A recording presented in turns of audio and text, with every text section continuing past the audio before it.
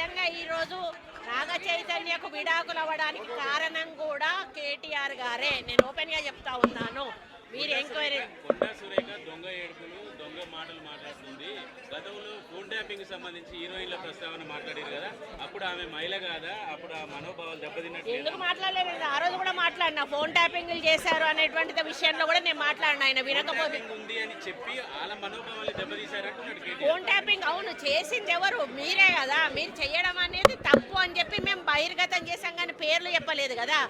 ఈ రోజు నేను చెప్తా ఉన్నా కదా, నాగ చైతన్య సామంత్య విడిపోవడానికి కారణం కేటీఆరే. ఈరోజు చాలా మంది హీరోయిన్లు తొందరగా పెళ్లిళ్ళు చేసుకొని సినిమా ఫీల్డ్ నుంచి తప్పుకోవడానికి కారణం కూడా కేటీఆరే. ఆయన ఆ రోజు మత్తు పదార్థాలకు అలవాటు పడి వాళ్ళను కూడా మత్తు పదార్థాలకు అలవాటు చేసి రేవ్ పార్టీలు చేసుకొని మదమెక్కి వాళ్ళ జీవితాలతో ఆడుకొని బ్లాక్మెయిల్ చేసి వాళ్ళను ఇబ్బంది పెట్టినటువంటి వ్యక్తి కేటీఆర్. అది అందరికీ కూడా తెలుసు, సినిమా ఫీల్డ్లో అందరికీ తెలుసు, అది ఓపెన్ రహస్యము. ఎందుకండి ఎందుకేడు దొంగ మాటలు నా మీద వ్యక్తిగతంగా నా క్యారెక్టర్ అసోసియేషన్ చేసినప్పుడు నేను ఎందుకు దొంగ ఏడుపులు ఏడుస్తాను? నువ్వు ఎవరి మీద వచ్చినప్పుడు ఏడిస్తే ఏదో నాటకం చేసినట్టు నా క్యారెక్టర్ అసాసినేషన్ చేస్తారు, నా మీద అసభ్యకరమైనటువంటి పోస్టులు పెడతారు. సిగ్గు లేకుండా మీ భారతీయ రాష్ట్ర సమితి పైన పేరు ఉంటుంది, అకౌంట్ పేరు, కింద మీ ఫోటోలతోటి కామెంట్లు ఉంటాయి. ఇవన్నీ ఉంటే అట్లీస్ట్ కొంచెమన్నా మనసున్న మనిషిగా హరీష్ రావు గారు ఒక ట్వీట్ చేశాడు, నువ్వు మనిషివేనా? అసలు నువ్వు ఒక తల్లికి పుట్టలేదా? ఒక భార్యను చేసుకోలేదా?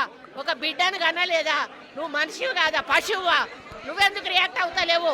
మీ భారతదేశ నువ్వు ఒక వర్కింగ్ కమిటీ ప్రెసిడెంట్గా నువ్వు రియాక్ట్ కావాల్సిన అవసరం ఉంది. అకౌంట్ మాది కాదని చెప్పాల్సిన అవసరం ఉంది. వాళ్ళ మీద చర్యలు తీసుకోమని చెప్పాల్సిన అవసరం ఉంది. వాళ్ళను పార్టీల నుంచి బహిష్కరించాల్సిన అవసరం ఉంది. మూడు అకౌంట్లు దుబాయ్ నుంచి జరుగుతున్నాయండి. 3 అకౌంట్ ఇక్కడి నుంచి జరుగుతూ ఉన్నాయి. ఇది కొత్త కాదు. ఆ రోజు నుంచి విజయలక్ష్మిని చేశారు, సీతక్కని చేశారు, ఈరోజు నన్ను చేశారు. అసలు దానికి పద్ధతి పాడు ఉందా అని అడుగుతా ఉన్నాను. మీకు మనుషులకున్న అనుబంధాల గురించి, సంబంధాల గురించి ఏమైనా అవగాహన ఉందా అని చెప్పి అడుగుతా ఉన్నాను. సైబర్ క్రైమ్లో పెట్టామండి, పోలీస్ స్టేషన్లలో కూడా పెడతాము. పిసిసి ప్రెసిడెంట్ గారిని కూడా పెట్టమని కోరాను.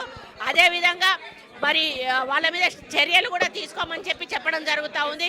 కాకపోతే ఇది మాకు వచ్చేసి నాన్ వేలబుల్ కేసు, దానివల్ల వాళ్ళు ఇంకా రెచ్చిపోయే అవకాశం ఉంటుంది.